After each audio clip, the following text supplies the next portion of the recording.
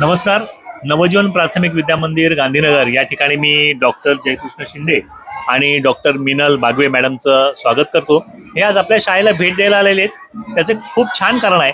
त्यांनी 5 डिसेंबर 2025 येत्या शुक्रवारी मुलांसाठी एक कार्यशाळा ठेवलेली आहे. त्यांच्या संस्थेचं नाव आहे दिव्य चक्षु संमोहन उपचार व संशोधन केंद्र आणि त्यांचं उद्दिष्ट पण छान आहे. त्यांना जेव्हा आपल्या शाळेबद्दल माहिती कळली की आपण अशा पद्धतीने मोफत मुलांसाठी गेले 30 वर्ष शाळा चालवतोय, तर ह्या विद्यार्थ्यांवर काही चांगले संस्कार व्हावेत म्हणून एक दिवसीय शिबिर आहे. मी सरांना विनंती करतो की सर त्यांनी त्या शिबिरात काय घेणार आहेत त्याची थोडक्यात माहिती द्यावी. Sir please. नमस्कार, मी डॉक्टर जयकृष्ण शिंदे. आमचं दिव्य चक्षु हे जे काही केंद्र आहे, उपचार आणि संशोधन केंद्र आहे, तर त्याच्यातर्फे आम्ही बऱ्याच प्रकारची सामाजिक अशी कार्य करत असतो. आदिवासी पाडे म्हणा किंवा इतर काही अशा शाळांमध्ये या प्रकारची कामं आम्ही करत असतो, सामाजिक उपक्रम राबवत असतो. तर आमच्या डोक्यात बरेच दिवस होतं की आपण असं काहीतरी एखादा प्रोग्राम आपण करावा. तर आमची एक कलीग आहे नेहा रसाळ म्हणून, तर तिने सुचवलं की सर मी एके ठिकाणी शिकवायला जात असते, तिथे अशी अशी मुलं आहेत. आणि मग तो पॉईंट आम्ही घेतला मनामध्ये आणि मुलांसाठी हा कार्यक्रम करायचा आम्ही आयोजन केलं. तर 5 तारखेला आम्ही हा कार्यक्रम करत आहोत, सकाळी 10 वाजेपासून ते 3 वाजेपर्यंत.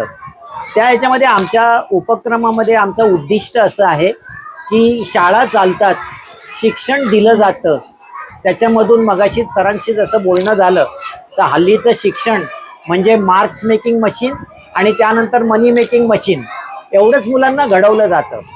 त्यातूनही शिकवण्याच्या ज्या पद्धती आहेत आणि मुलांचं जे कॉन्सन्ट्रेशन होत नाही, त्यामुळे शिक्षकांवरती सुद्धा बरंचसं प्रेशर येतं. तर त्यासाठी मुलांमध्ये एक अवेअरनेस करायला पाहिजे, मुलांमध्ये ही सामाजिक जाणीव आणायला पाहिजे. शिवाय कोणत्या पद्धतीने आपण शिक्षण घेतलं, कोणत्या छोट्या छोट्या गोष्टी आपण केल्या, उदाहरणार्थ ओमकार केला, आपण काही ॲफर्मेशन्स म्हटली, तर आपल्याच अंतर्मनामध्ये एक प्रकारचं वेगळी ॲफर्मेशन रुजत जातात. आपल्याला अभ्यास करणं सोपं जातं आणि त्यातून सामाजिक जाणीव. आता सध्या मुलं लहान आहेत मुलं, आपण म्हणतो त्यांची माती ओली असते, त्यांना मोल्ड करणं शक्य असतं. तर त्यावेळेला आम्ही शिक्षकांनाही काही सूचना देणार आहोत की शाळा भरली की तुम्ही एक 10 मिनिटं असं करून घ्या, शाळा सुटताना 10 मिनिटं असं करून घ्या.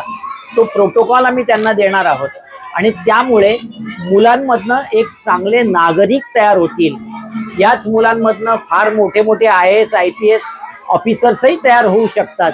ते उद्दिष्ट, तो दृष्टिकोन आपण ठेवायला पाहिजे आपल्या मनामध्ये. याची जाणीव आम्ही शिक्षकांनाही करून देणार आहोत. आणि महत्त्वाची गोष्ट म्हणजे सरांनी मला जे काही कोऑपरेशन केलं, त्यांचं आणि माझं जे काही कम्युनिकेशन झालं, जे काही बोलणं झालं, त्याच्यावरनंही मला खूप आनंद होतो आहे. तर मी त्यांनाही खूप खूप धन्यवाद देतो आहे. आणि शेवटी काय की आत्ता जर आपण एक बघितलं की समाज कोणत्या दिशेनं चाललेला आहे, तर त्यातनं आपल्या हातून जर काही मुलांचं असं भलं झालं आणि त्यामुळेच याच मुलांमध्ये उद्याचा देश घडवणारी मुलं तयार होणार आहेत, हा दृष्टिकोन मनासमोर ठेवून जर अगदी छोटंसं जरी कार्य झालं खारीचा वाटा म्हणून, तरी देखील आपल्याही आयुष्याचं भलं आणि त्यांच्याही आयुष्याचं सार्थक, या दृष्टिकोनातून आम्ही हा उपक्रम राबवतो आहोत. त्याच्यामध्ये मुलं आल्यानंतर त्यांच्यासाठी चहा आणि नाश्ता ठेवणार आहोत. दुपारी निमंत्रित आणि मुलं यांच्यासाठी जेवणही ठेवणार आहोत आणि त्या पद्धतीनं मुलांची आम्ही कार्यशाळा आणि शिबिर घेणार आहोत. आणि मग संध्याकाळी 3 वाजता आम्ही त्या मुलांना सोडणार आहोत. येण्या जाण्यासाठी आम्ही बस केलेली आहे. त्या बसने ठाण्यामध्ये नौपाड्यामध्ये ब्राह्मण सेवा संघाचा हॉल आहे, त्या ठिकाणी हा उपक्रम 5 तारखेला आम्ही राबवत आहोत. सरांचंही आम्हाला जे मार्गदर्शन आणि सहकार्य मिळालं त्याच्याबद्दल सर, मॅडम या सगळ्यांना मी धन्यवाद देतो आहे. Sir thank you very much. आणि खूप छान उपक्रम आहे. शाळेत आपण मुलांना शिक्षण देतोच आहे, पण शिक्षणाबरोबर चांगल्या संस्कारांची गरज आहे आणि ही मंडळी ह्या पद्धतीने आपल्याला मदत करत असतात. तर सर आमचे शाळेचे विद्यार्थी नक्की त्या दिवशी येतील. थँक्यू व्हेरी मच आणि आपण असेच जोडलेले राहू. Yes, thank you.